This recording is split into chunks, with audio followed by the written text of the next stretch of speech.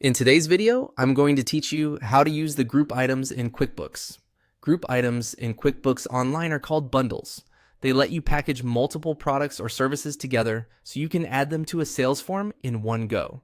This is great for standardizing common jobs, keeping pricing consistent, and cutting down on data entry.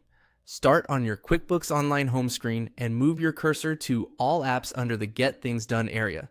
Then hover over Sales and Get Paid to reveal the tools in that section. From there, click Products and Services. This is where your entire item catalog lives and where you'll create the grouped item.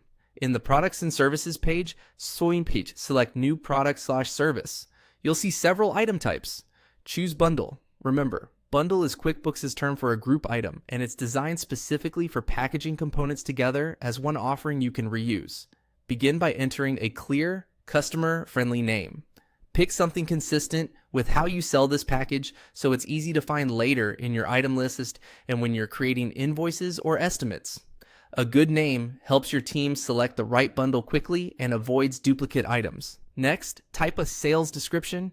This appears on your sales forms, so write a brief, helpful summary of what the bundle includes or the outcome it delivers. You can keep it high level if you plan to show only the bundle name to customers, or include more detail if your customers like to see what's inside. Now add the components.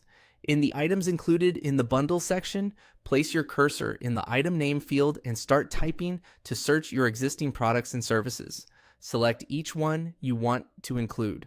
As you add them, confirm quantities match what you typically deliver in this package. Using the correct components ensures your income, cost, and tax settings follow the underlying items automatically. If you don't see an item you need, make sure it exists in your products and services list before bundling it. There's also an option to show or hide the bundle's components on sales forms, depending on how much detail you want customers to see. When everything looks right, click Save and Close. Your group item is now ready to use.